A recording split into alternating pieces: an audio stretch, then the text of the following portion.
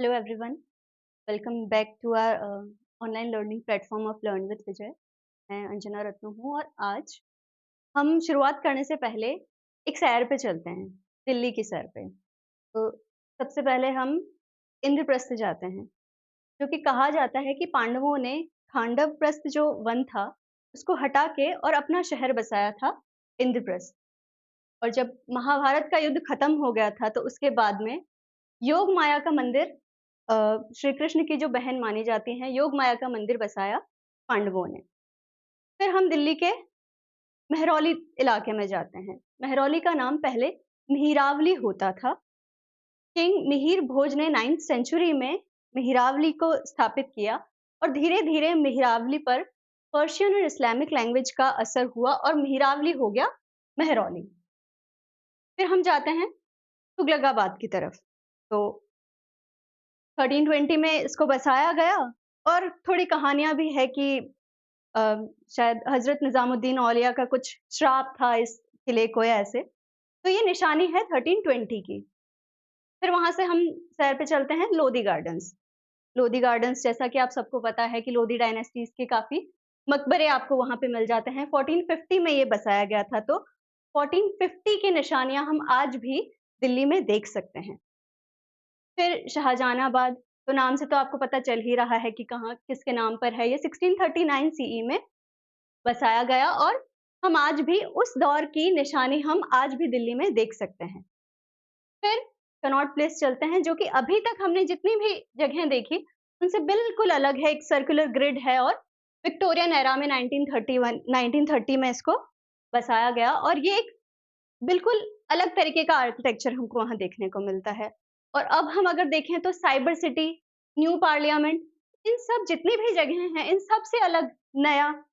तो ऐसा नहीं है कि सिर्फ दिल्ली अगर जो है साइबर सिटी या न्यू पार्लियामेंट वाला एरिया ही दिल्ली है। ये जितनी भी लेयर्स हम देख रहे हैं, इन सब को मिलाकर बनती है दिल्ली। तो सिक्वेंशियली जितनी भी सिविलाइजेशंस या जितने भी ग्रुप ऑफ पीपल आए, वो सब अपनी-अपनी कुछ-कुछ निशानियाँ छोड़ते गए। सारी उनकी जितनी भी इमारतें या जो कुछ भी था, वो सब तो धूमिल होता गया, लेकिन कुछ-कुछ निशानियाँ हैं, जो आज भी हम दिल्ली में उनकी देख सकते हैं।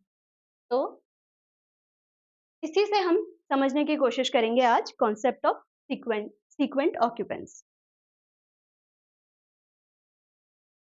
पहले हम देखते हैं कि सीक्वेंट ऑक्यूपेंस का जो कॉन्सेप्ट है, उसकी इंटेलेक्चुअल फाउंडेशन कहाँ से शुरू होती है।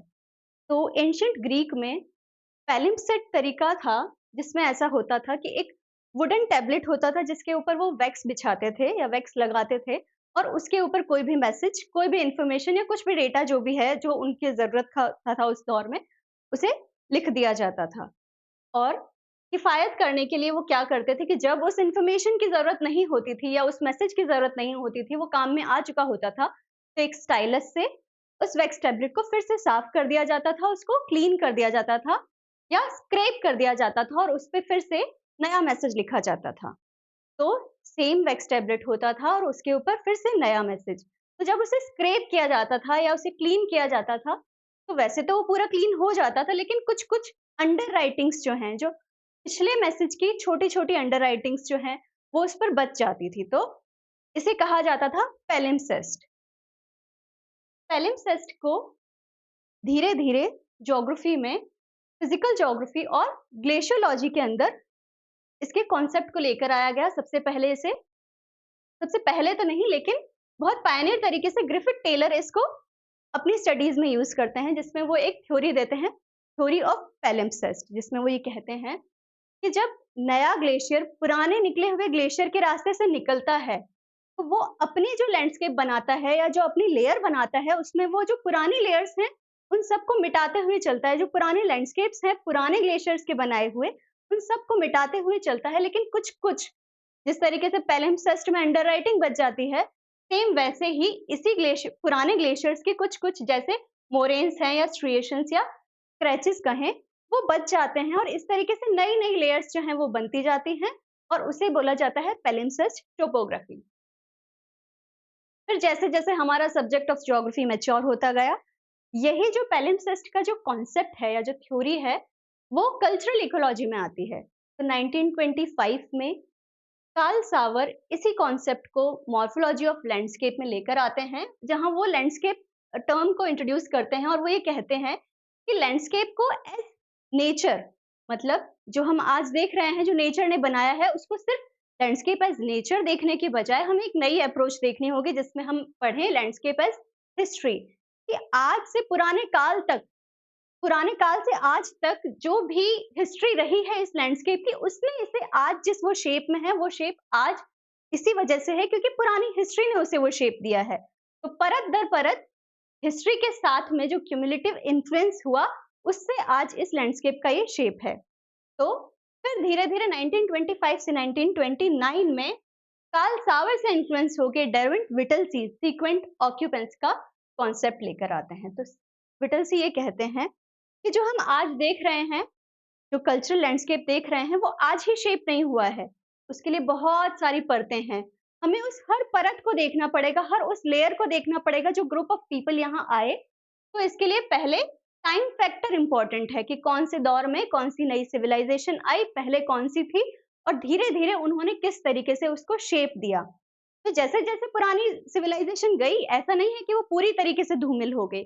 उन्होंने अपनी कुछ-कुछ छोटी-छोटी निशानियाँ छोड़ दी, जो कि आज भी हम उनमें देख सकते हैं और वो धीरे-धीरे छोटी-छोटी निशानियाँ जो है, मिलाकर आज जो लैंडस्केप हम देख रहे हैं, उसको शेप देती है। तो सीक्वेंट ऑक्यूपेंस का कॉन्सेप्ट लेकर आते हैं 1929 में डार्विन व्हिटलसी, जो कि इन्फ्लुएंस थे बाय कार्ल सावर।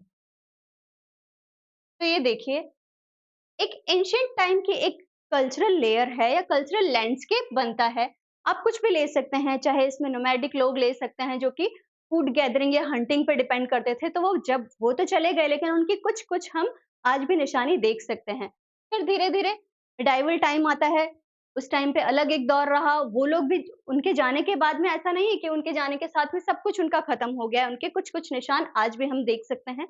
फिर आता है मॉडर्न टाइम जिसमें हम आज हैं, तो आज हमारे बाद में भी कई और जनरेशंस आएँगी, तो आज जो हम छोड़कर जा रहे हैं, उनमें से कुछ-कुछ निशानियाँ हमारी और बच जाएँगी और धीरे-धीरे इसी तरीके से जो पूरा शेप बनेगा कल्चरल लैंडस्केप का, वो पुराने पास्ट से लेकर आने वाले नए टाइम तक जो भी शेप बनेगा, वो होगा कल्चरल लैंडस्केप।